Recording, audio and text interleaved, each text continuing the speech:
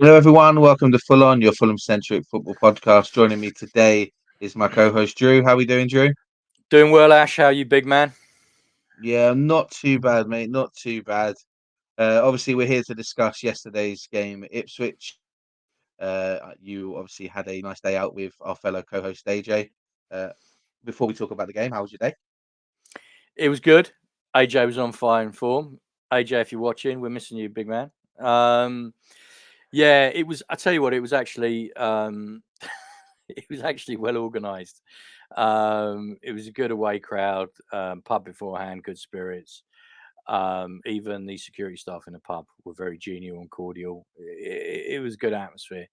And even Suffolk Constabulary were incredibly helpful. So, for those that know me in my other life, probably understand my suspicions about law and order. But yeah, it was a good day. It was a good day. It was a good day. Spirits were up and spirits were high. And Portman Road, I got to say, never been there before. Liked it. Good stadium, very close to the pitch. Um, Or away end, um, right? Or well, the away side, because yeah, the away side. Yeah. we were obviously alongside the we were obviously alongside the pitch. Ironically enough, I had this very similar view that I do have at the cottage, sitting in F block in JH. Um, but yeah, really enjoyed it, and I would go back. I would go back because it's yeah, Yeah, it's I, good I, ground. I love Portland Road. It's one of my favourite away games to go to. Mm, I've been there a few times, obviously, over the last couple of years. So, it is a good away day, and Ipswich fans should definitely be very proud of their stadium and the aura that you get around there. Because I've never yeah, not been to an Ipswich away game and not had a good time. So yeah. we'll go with that. Let's get cracking on talking about the game. Obviously, we going to review the 1-1 draw with Ipswich yesterday. A result that I'm not too disappointed about, but we'll get into that and we'll break the game down. Before we sort of start talking about the game, let's talk about the lineup the Fulham put out yesterday. Uh, I think it's not been a very long time since we've been able to say this, unchanged for the third Premier League game in a row. We don't see that very often at Fulham. Usually some sort of fires that we're putting out or injuries or some problems with that. Uh, Drew, were you happy to see the starting 11 unchanged? Was it sort of more unsurprising that it was changed? I think unsurprising is probably the word I'd use. Obviously, there are benefits in terms of having a settled side and continuity. So I think that's quite good, especially when you're talking about specific units. So you like your back four. And I'm very pleased, as watchers of the channel will know, that Kenny Tetty Baby is back at the right back position. Timmy Chestnuts I love, but I do have a soft spot for Kenny Tete. Um, Interestingly, Sessegnon didn't make the squad again, which does go to the fact that he may not still be as fit as Silva wants him. And bearing in mind the lateness of some of our transfer um, buys, I'm not entirely surprised that Silva stuck with what he knew and what was tried and tested. So yeah, I was reasonably happy with it. Reasonably happy with it. I'm not going to say that it was disappointing. I mean, I know a lot of people thought that Anderson might walk straight into the team, um, but obviously he didn't. But no, yeah, it was a team that's I can understand why Silver put it out, and it's a team I can understand Silver believing was good enough to win. Yeah, I agree. I think that on paper that team should have been good enough to beat that Ipswich team. But as we'll talk about in a minute, I was really, really impressed with some of the Ipswich players that played yesterday. Some rather unknown to us, but in the sense of unfamiliar in the Premier League. But I thought they equipped themselves really, really well. And if I was an Ipswich fan, I'd be very proud with that result yesterday because I think it's proven that they deserve to be amongst the Premier League teams. There's no shame losing to Liverpool and Man City. We all do it, and I think they equipped themselves really, really well yesterday. Let's talk about the first half. Let's sort of break down the first half a bit. Um, Thought Ipswich had high intensity. I mean, they came into it looking at it in terms of their first three fixtures as one that they yeah, A could get points out of and B possibly could win. So that was evident in my view in the way they started. we managed to get to grips, and I thought we were very comfortable from say 10 minutes onwards. We started to Mhm. assert ourselves. Patterns of play, we were moving them around, not really opening them up, but we were comfortable, and it looked like there was more to come from us. But as they say, it's the old cliche in football, you need to score when you're on top. Now, I'm not saying that we were battering their goal, but what I am saying is that we were having passages of play where, they weren't troubling us and we had control of the game. And then, of course, we all know what happened. Mhm.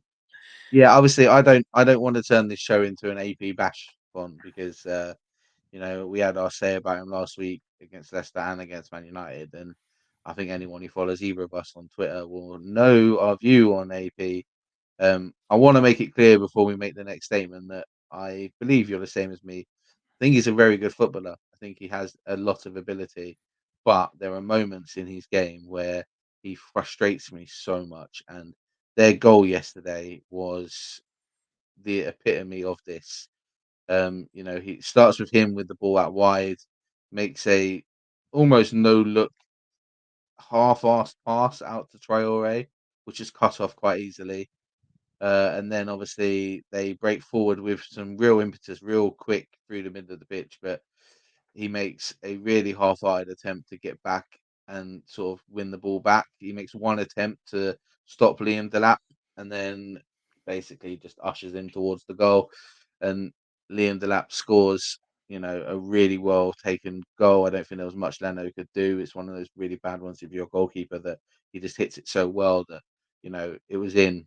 And thought he took it really well. But I'm really disappointed with AP around around the goal because I think he could have done better. You know, being more cynical, and we spoke about it off air. Uh, he could have, even if he knew he wasn't going to win the ball back, should have taken the yellow card and took him out earlier on in the play. Whether or not people will argue that's AP's game or not, I understand, but we saw the same thing happen in the second half as we talk about Lukic when he got his yellow card was the exact same thing. He was cynical enough to take a player out because he knew he wasn't going to get the ball back. But you were at the game. What was the view? What was your viewpoint of the goal? How disappointing was it to see that? It's probably another goal that we conceded off our own sort of sloppy work. Well, I think your last sentence summed it up. It was eminently avoidable. Eminently avoidable. Um, what I will say is that Delat was allowed to run a very, very long way. A very, Mhm. very long way. I mean, they should never have had that opportunity anyway. But he was allowed to run a very long way. In terms of Leno, whether Leno should have done better, I've looked at the goal from various angles, and Leno did get a hand to it. I think Leno saw it late. Don't get me wrong, I'm not taking anything away from Delat. Okay. He was singular minded. For those of you that weren't at the game and those of you that haven't seen him play, he's a tall, powerfully built striker. And he's clearly, in my view, got a lot of upside. And I think, ironically enough, I know Ipswich were in for Broja, who those of you who also follow me or on Twitter or follow the pod know that I think has got. I think is a good player. His loan spell at Fulham just coincided with Mooney's catching fire, and it was unfortunate. But I think Delap will be one of those players that will benefit from having a run of games. But he ran a long way. He was very singular minded, and it was a good goal. But from our point of view, from the initial giving the ball away, from the poor attempt at recovery, from the lack of alertness to the danger, yeah, it was quite clear to every Fulham fan what was on Delap's mind. He was not thinking about pinging it out wide. Yeah, he was driving from the left hand side in to goal. Yeah, just take him out. It sounds awful, but it was clear danger. But yeah, going back to the as I said, Ash, your last comment, it was so Fulham. If we go back to Old Trafford, Kearney, who should know better, getting done on the right hand side by Fernandez when everyone knew he shouldn't have got tight, but he let Fernandez roll him. Um,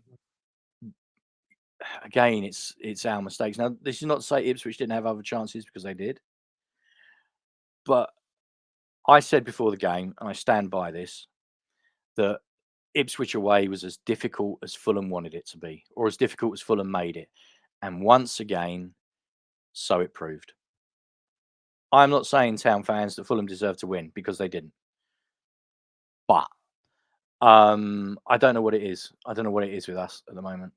I don't know what it is. Maybe it's just the beginning of the season and we're not firing on all cylinders. Maybe it's just we are trying to implement new players, specifically Emil Smith Rowe. But something's not clicking. Something's not clicking. Yeah, I agree. I think that, once we conceded the goal, the next 10 minutes or so, Ipswich, unsurprisingly, with their home crowd and just scoring, getting ahead in the game, I think they really took the game to us, and they were probably unlucky not to score again.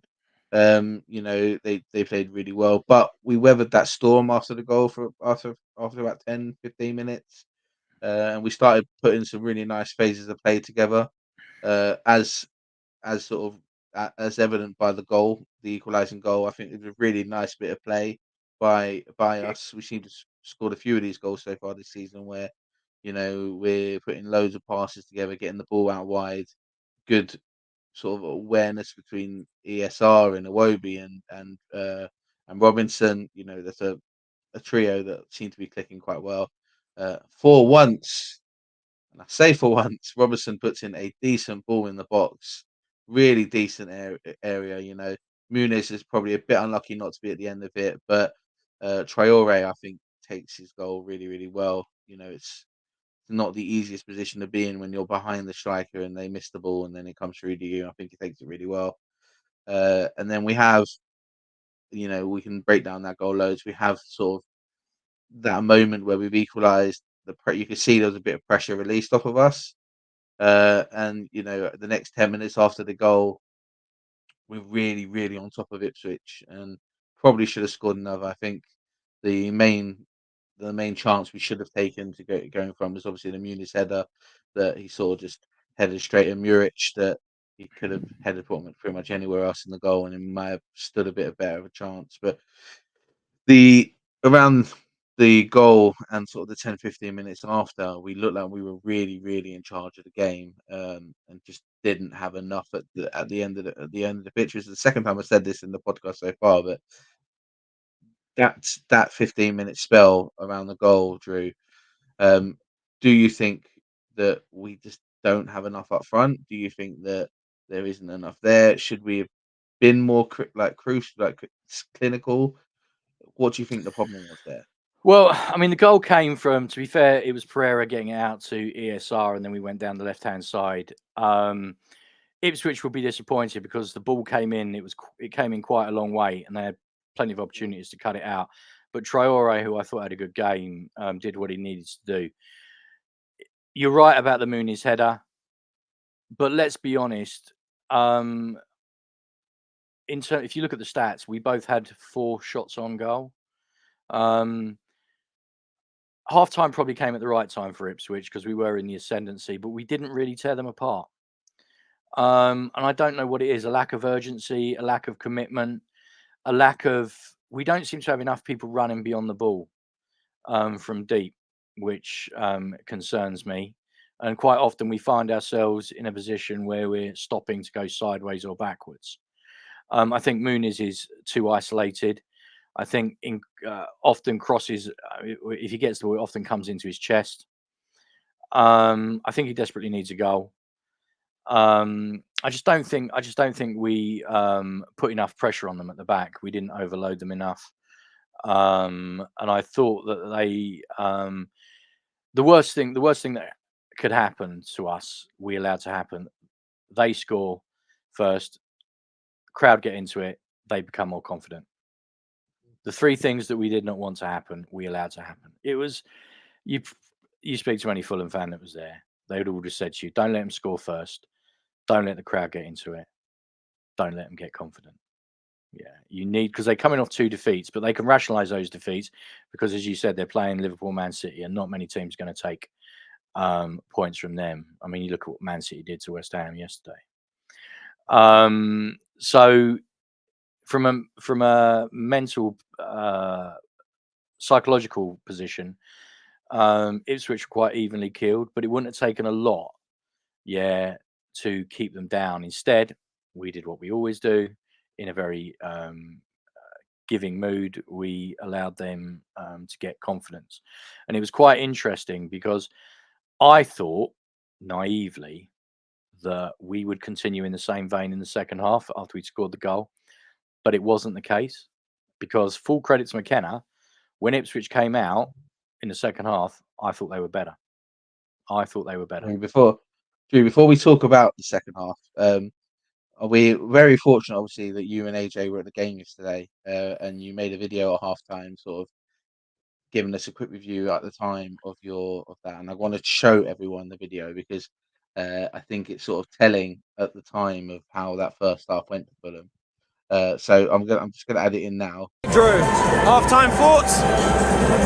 Oh, Fulham. As always, a bit like Leicester, we've made it difficult for ourselves. They came at us, we knew that was going to happen. We were on top, and then Pereira loses the ball, they break. Great finish from them, but all our own doing. Then it got a bit dicey for about 10 minutes, and then we started to reassert ourselves.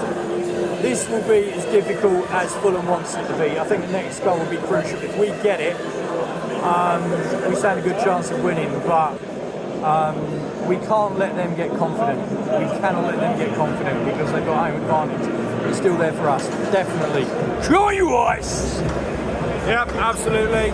Concur with our boy Drew there, but at the same time, Ipswich are proving that they belong here and they're playing well. Come on, you whites!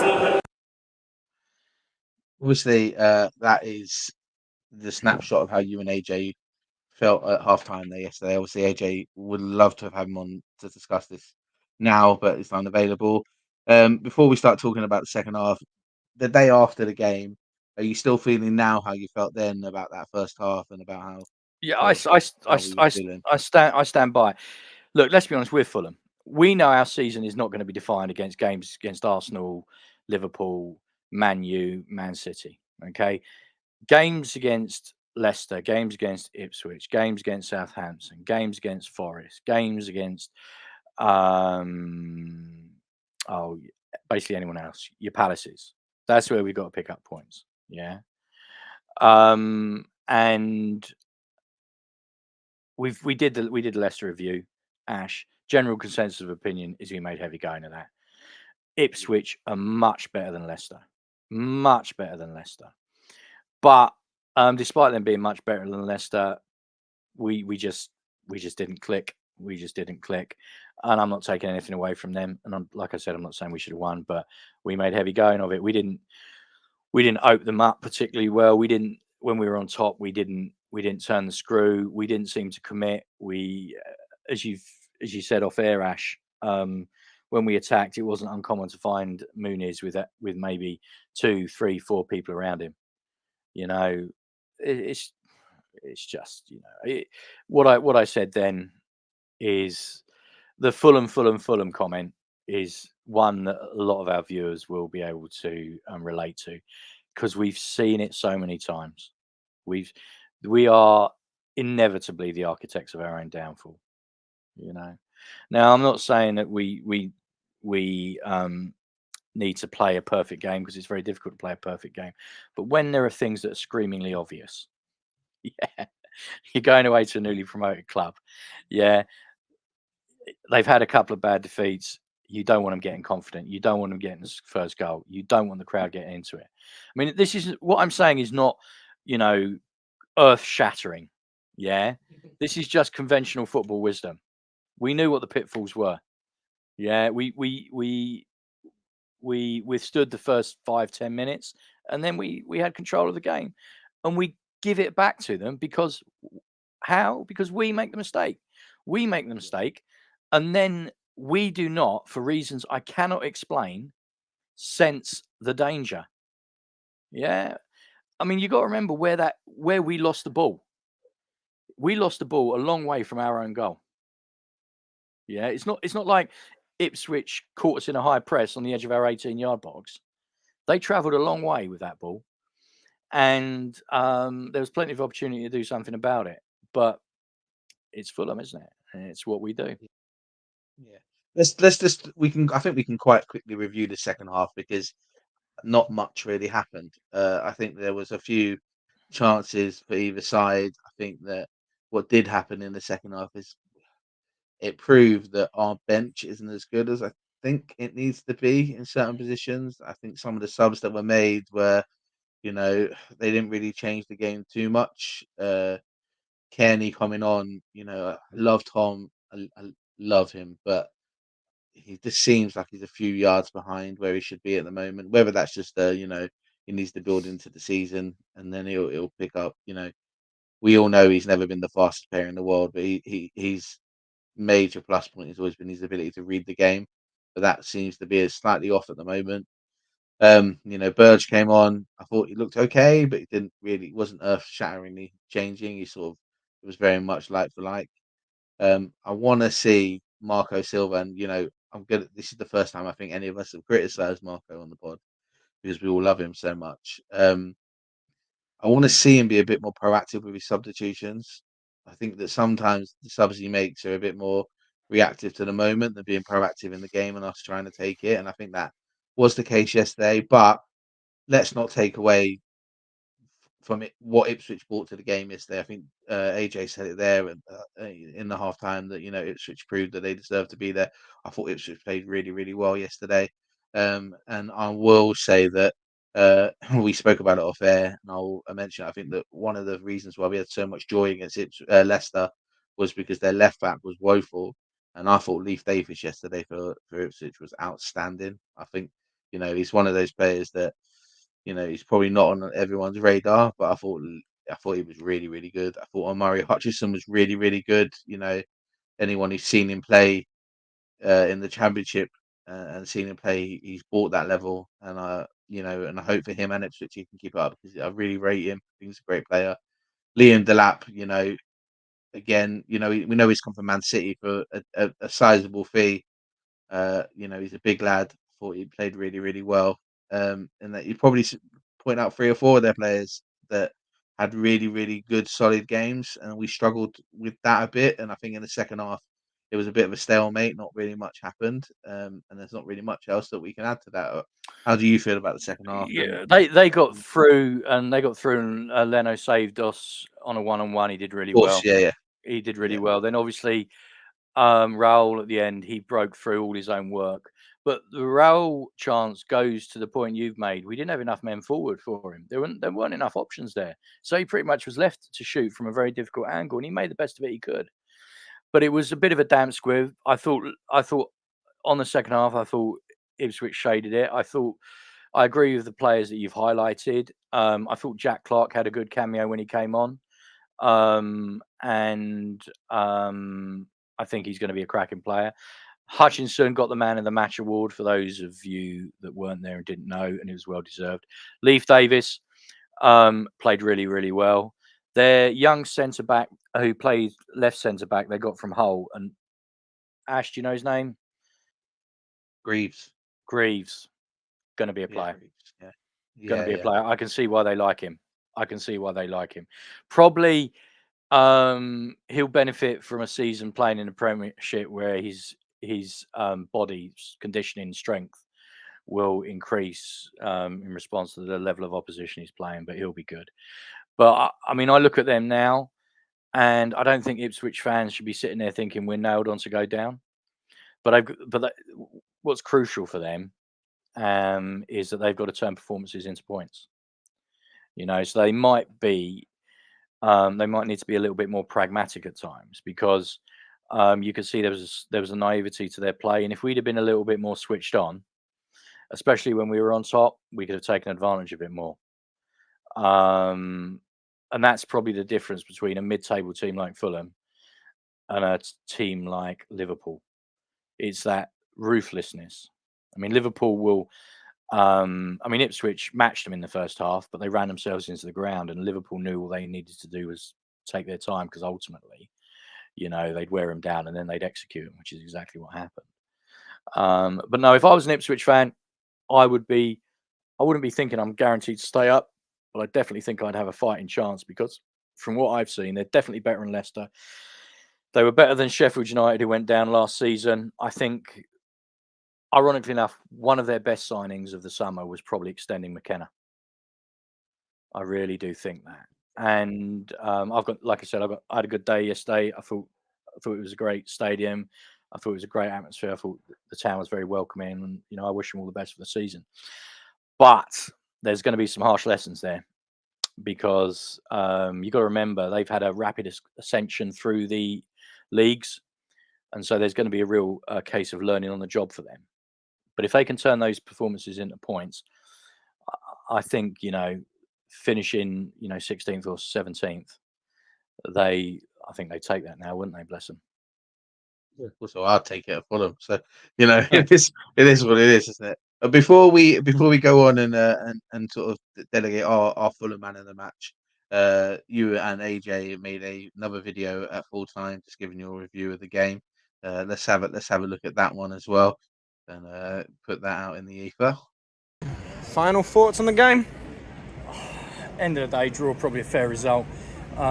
We played well once and scored. Ipswich try and play football, but they were there for the taking if we'd have imposed ourselves. Silva has got a massive Pereira blind spot. Pereira just couldn't make the right decision to save his life. By and large, we've got to take it, but it was there for us to win. But we go again, and in Silva we trust. Interesting. I think Ipswich definitely came to play football. Had they had a goalkeeper that could have played out from the back, they might have been even more threatening. 10 million on Muric, or however you pronounce his name, seems like an absolute waste, but fair play to them, taking a point off of us. We're going to drop points against one of the newly promoted teams at the very least. We're Fulham. Come on, you Whites. Now, obviously, I think that pretty sums up the game pretty much as well as it could. And I think you're right with the Silva blind spot with Pereira. But again, we didn't want to turn this into a bashing of Pereira. We've had our say on him, so we'll leave it there. Before we leave, there's just one last thing to do for this game, and that is obviously to nominate our man of the matches. Drew, who was your Fulham man of the match for yesterday? That's difficult. Probably go with Tete. But honourable mentions, Traore. I thought he did well. And Diop, who everyone was expecting to get the D-chop, he was actually all right. But yeah, Tete. I accept. I'm probably biased. But I thought Tete did well. Yeah, for me, I as good as Tete was, I'm really conflicted between either Sasha Lukic or Adama Traore. I think they both played really, really well. I think Lukic controlled the midfield and his role quite well.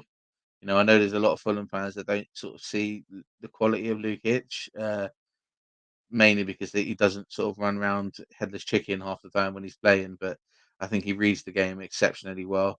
And I thought he had a good second half yesterday, in terms of controlling his position quite well. But for me, I probably have to give it to Adama.